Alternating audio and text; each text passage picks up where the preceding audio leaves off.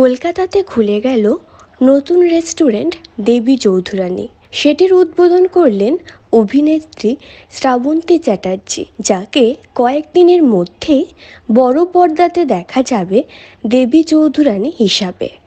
রেস্টুরেন্টের উদ্বোধনে উপস্থিত ছিলেন মিল্টন ফুডসের কর্ণধার ত্রিপর্ণা মুখার্জিও। সামনে দেখিয়ে সামনে ক্যামেরা একটা উপরে একটু উপরে এদিকে একজন তাকাচ্ছেন একটু সামনে তাকাতে হবে। আর সামনে ক্যামেরা সবাই থ্যাংক ইউ।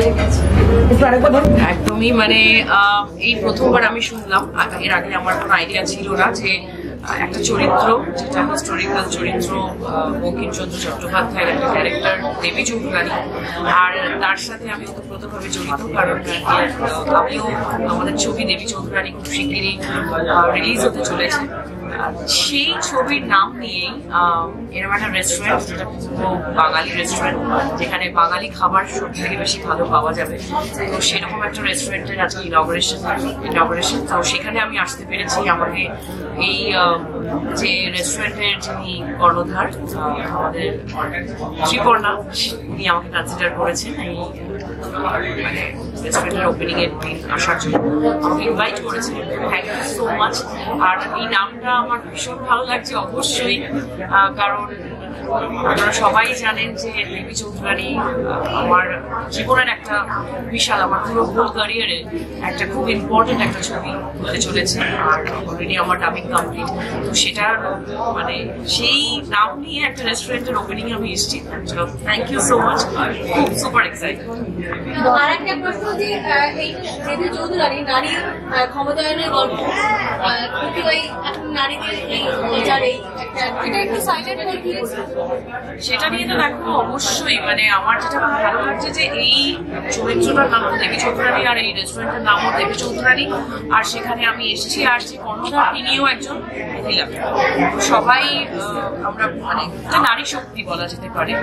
আর অবশ্যই এখন যে সিচুয়েশন এসছে সেখানে মানে আমি নিজে মহিলা হয়ে আমি ভীষণই মানে কি বলবো, মনটা ভারাক্রান্ত। যতদিন না জাস্টিস পাচ্ছি ততদিন না সবার আমাদের প্রোটেস্ট চলবে, যে যেরকম ভাবে যাদের যেরকমভাবে সুবিধা হয়, যারা যেভাবে চাইছে সেভাবে প্রোটেস্ট করে চলবে। আর কিন্তু পুজো আসছে, আর মেয়েদেরকেও কাজে বেরোতে হবে। তারা আমি যেহেতু একজন সিঙ্গেল মাদার, আমার ব্রেড অ্যান্ড বাটার এই মানুষকে এন্টারটেইন করা, তো আমাকে বেরোতে হচ্ছে, আমার ফ্যামিলি আমাকে রান করতে হয়। এরকম আমার মতো অনেক মেয়েরা আছে যাদেরকে তাদের পরিবারকে পুরোপুরি রান করতে হয়, তাদেরকে চালাতে হয়। তাদের বাড়িতে মা বাবা ভাই সবাই আছে, কারণ একটা মেয়ের সব পারে আমি মনে করি, কারণ মা দুর্গারও তো 10টা হাত। তো মা আসছেন, আমার মনে হচ্ছে সব যা এই কি বলবো অশুভ শক্তিকে উনি বিনাশ করবেন, প্রতিকার করবেন, যাতে আমরা ভালোভাবে বাঁচতে পারি, বিশেষ করে আমরা মেয়েরা এই দুনিয়াতে ভালোভাবে বাঁচতে পারি। মা আসছেন, মা নিশ্চয়ই এর কিছু একটা প্রতিকার করবেন। শ্রাবন্তীকে জেনারেলি ভার্সেটাইল অ্যাক্টরস বলা হয়, তো এই ক্যারেক্টারে শ্রাবন্তী কতটা নিজেকে কানেক্ট করেছে আর এটা কতটা এক্সাইটেড?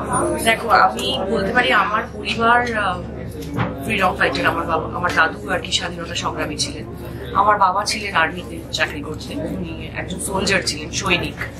তো নিশ্চয়ই মানে কোথাও একটা আমার রক্তে আছে একটা লড়াকু ব্যাপার। তো প্রত্যেকটা মেয়েই জীবনের সাথে অনেক রকম ভাবে লড়াই করে আসে, তো আমার লড়াইটাও ওরকম। জীবনে আপস অ্যান্ড ডাউনস প্রচুর এসছে, খারাপ সময়টাও যেমন খুব দেখেছি, ভালো সময়টাও আমি দেখেছি। এত দর্শকের ভালোবাসা আমি পেয়েছি।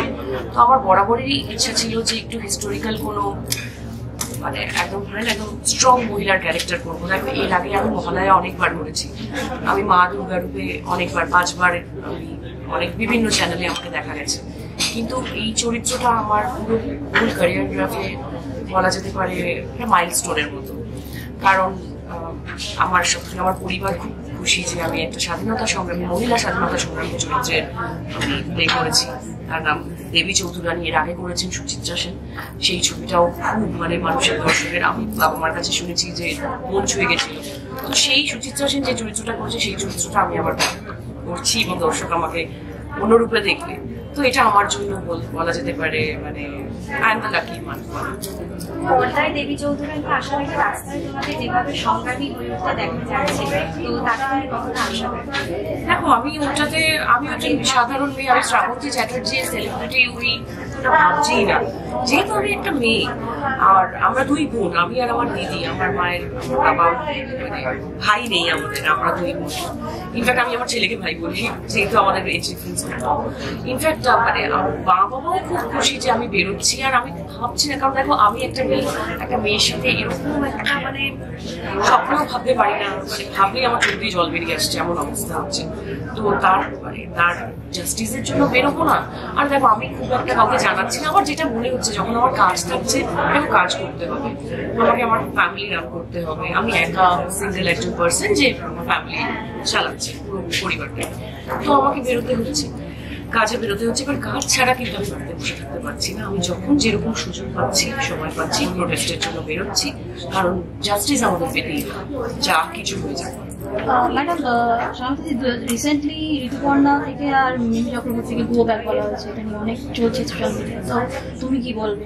দেখো আমি একটা মহিলার জন্য আমরা লড়তে যাচ্ছি, আমরা জাস্টিস চাইছি, আরেকটা মহিলাকে অসম্মান করে আমি সেটাকে মনে করি না। আর অবশ্যই ঋতুদি আমাদের অনেক সিনিয়র একজন অ্যাক্ট্রেস, আর আমি প্রচন্ড শ্রদ্ধা করি ওনাকে। তো এখন দেখো সোশ্যাল মিডিয়াটা এমনই হয়ে গেছে যে মানুষের যে কোনো একটা যদি ছোট্ট কিছু করলেই সেটা নিয়ে, কারণ আমি ভুক্তভোগী, আমি অনেক আমাকেও সোশ্যাল মিডিয়াতে অনেক নির্যাতন করা হয়েছে, তো আমি এগুলো বুঝতে পারি। প্রথমে খুব খারাপ লাগতো সত্যি কথা বলতে গেলে, কিন্তু এখন আমি ভাবতে দিই না, কারণ কোথাও ওই ভিডিওগুলো দেখলে তাদের ভিউ বাড়ছে এবং তাদের সংসার চলছে, হয়তো ইনডিরেক্টলি হেল্প করছি। কিন্তু আমি মনে করি যে যখন দিদি গেছেন ওখানে বা মিমি গেছে, মিমি আমার খুব ভালো বন্ধু, আমার মনে হয় তারাও তো একটা মহিলা, তারা তাদের সব কাজকর্ম ছেড়ে দিয়ে তারা ওই হিরোইন সত্তা বা সেলিব্রিটি সত্তাটাকে বাড়িতে রেখে দিয়ে তারা একটা নর্মাল মেয়েদের মতো তারা প্রোটেস্টে গেছে। এটা বলাটা আমি এটাতে একদম মানে ধিক্কার করি এই জিনিসটা।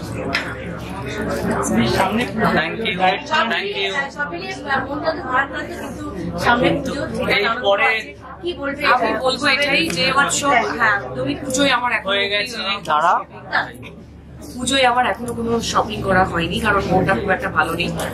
কিন্তু আমি এটা বলবো পুজোটা হওয়া উচিত, কারণ এই পুজোর সাথে অনেকের জীবনযাত্রার জড়িয়ে আছে, অনেকের সংসার জড়িয়ে আছে। কারণ প্যান্ডেল হোক বা বলো ঢাকি বলো, রাস্তা যারা খাবার বিক্রি করে ফুচকাওয়ালা, এদের তো সংসার চালাতে হবে, এদের তো সংসার চালাতে হবে। তো আমার মনে হয় যে পুজোটা হওয়া দরকার, আর আশা করছি মা আসবেন আর মা সব শুভ শক্তি নিয়ে আসবেন আর সবকিছুই অধিকার করবেন।